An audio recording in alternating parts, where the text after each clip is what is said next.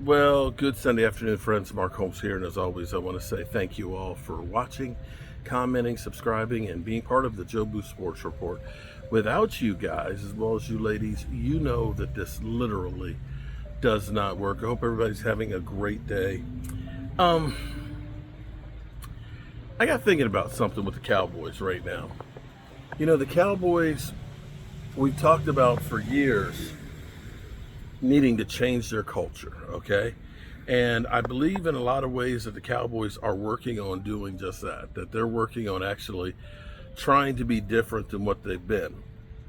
I think the hire of Schottenheimer is actually really good. I love the way he's doing things like putting Dak and Micah Parsons, lockers together, basically letting everybody know that it doesn't matter if you're a first round draft pick or if you are a rookie undrafted free agent and you're signed. If you're the best one that's playing, you're going to play.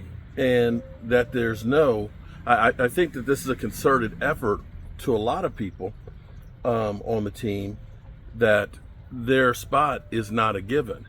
I think Tyler Guyton has been subtly they've let him know, listen, bro, you may be our first round draft pick from next year, but if you're not performing, you're not going to be out there starting.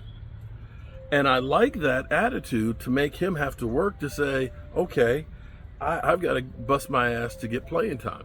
And I don't mean to single him out because there's a lot of people now who've been put on notice that thought maybe, yeah, I got it made. You think about Miles Sanders, who figured, man, I'm the most experienced guy here and things. And, the Cowboys brought me in, so it's going to be easy peasy. But what we're seeing is the Cowboys, the best ones to play. And they haven't stopped trying to get better. And I hope that this process continues for them to try and get better. But here's the thing. If we're talking about changing culture, now we've seen a lot of changes that have happened this offseason.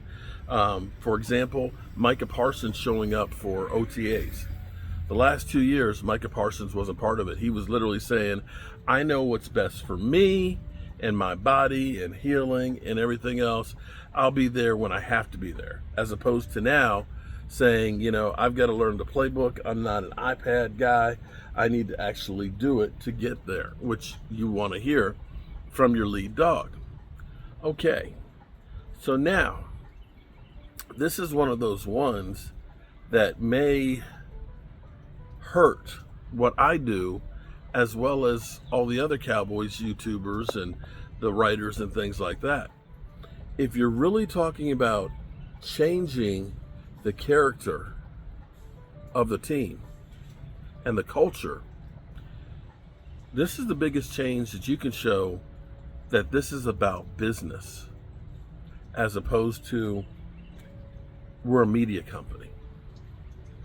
See, here's my thing. Can't believe I'm even going to say this because I know I've been there many, many times. But here's the thing. I think one of the things that does the Cowboys a disservice and that they need to stop doing is having every practice open in training camp. Here's the problem. We as Cowboys YouTubers, we as sports writers and people out there, we hype up players and make players, fan favorites and hype them up to the point where we believe that they are truly going to be great players.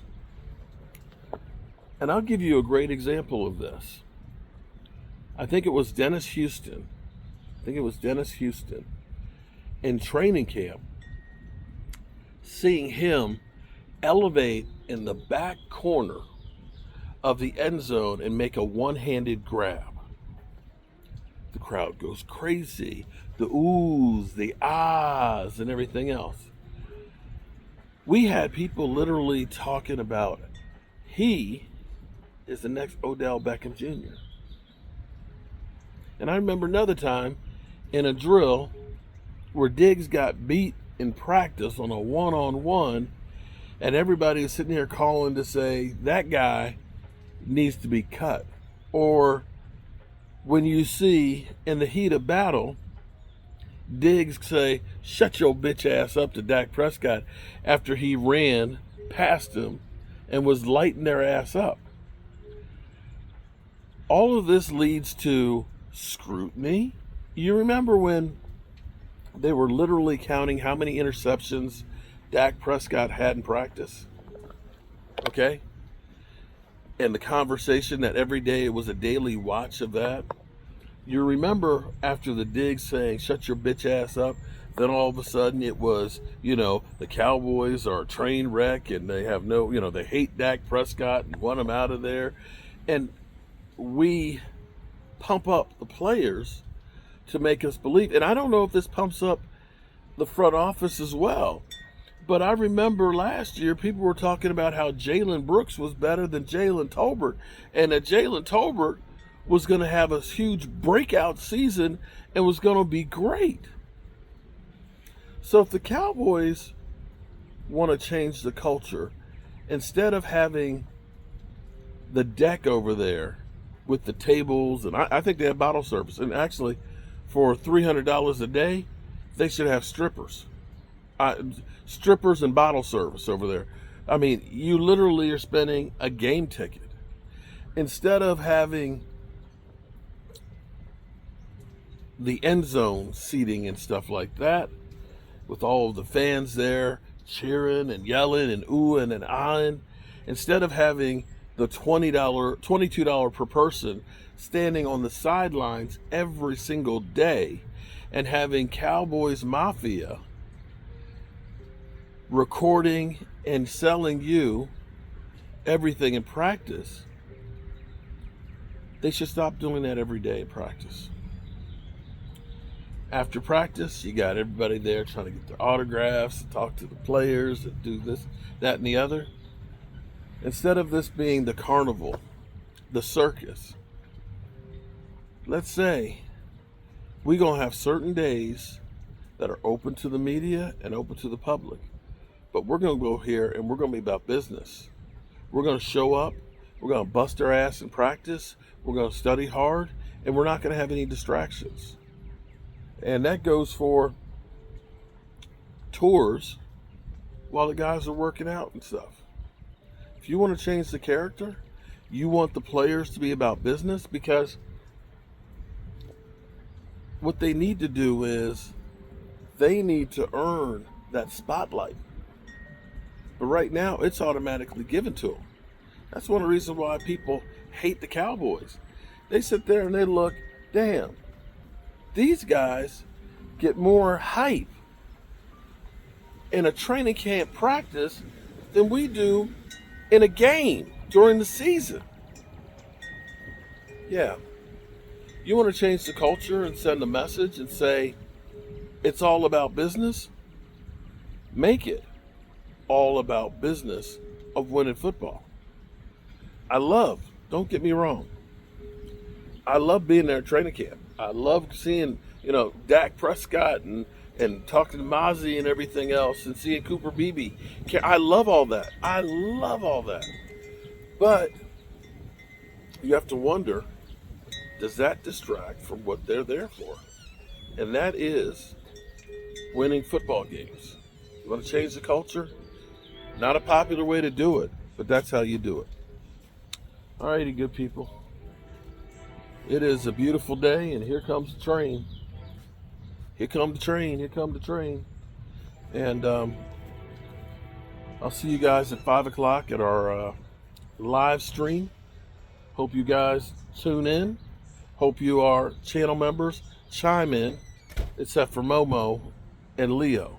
God, you guys get me off track. I want to talk about the Cowboys and minicamp, and all it is y'all bloviating about how great y'all think y'all gonna be. Nobody here cares. Nobody cares. All righty, good people. As always, I appreciate you. Is that the train? Sound like the train coming. Yep. There it is. It's Amtrak. I love the sound of the trains. They have, okay, that's Amtrak going through.